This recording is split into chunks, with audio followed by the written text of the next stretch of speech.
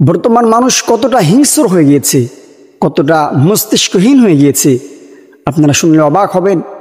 গত কয়েকদিন পূর্বে সোশ্যাল মিডিয়াতে দেখলাম কুষ্টিয়াতে একটি অ্যাম্বুলেন্স লাশের গাড়ি, যেখানে লাশও রয়েছে, একজন মানুষ মারা গিয়েছে। স্বজনরা ব্যথায় ব্যথিত হয়ে পড়েছে, কান্নার রোল পড়ে গিয়েছে। তাদের খাবার দাবার নেই, ঘুম নেই, টেনশন। তারা কান্না করতে করতে আসতেছে। আসার পথে কুষ্টিয়া মিরপুর নামক একটি জায়গায় সেখানে কিছু মানুষ নামের পশু ডাকাতি করেছে। শুধু ডাকাতি করে এখান তো হয় নাই, আপনি শুনলে আশ্চর্যান্বিত হয়ে যাবেন যে লাশটি বেডের উপরে রাখা ছিল, সিটের উপরে রাখা ছিল। সেই লাশকে তারা নাড়াচাড়া করে এদিকে ওদিকে করে তারা সম্পদ খোঁজার চেষ্টা করেছে এবং সেখান থেকে স্বর্ণালংকার, টাকা পয়সা, মোবাইল ফোন সব কিছু নিয়ে গিয়েছে। এমনকি গাড়ির ড্রাইভারকে তারা মারধর পর্যন্ত করেছে।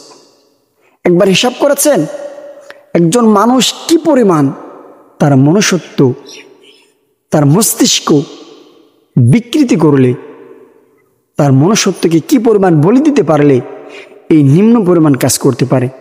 ভাবা যায় লাশের গাড়ি, অ্যাম্বুলেন্স, সেখানে লাশ রয়েছে, সেই গাড়িতেও আজকে ডাকাতি হচ্ছে, সেই গাড়িতেও ডাকাতি হচ্ছে।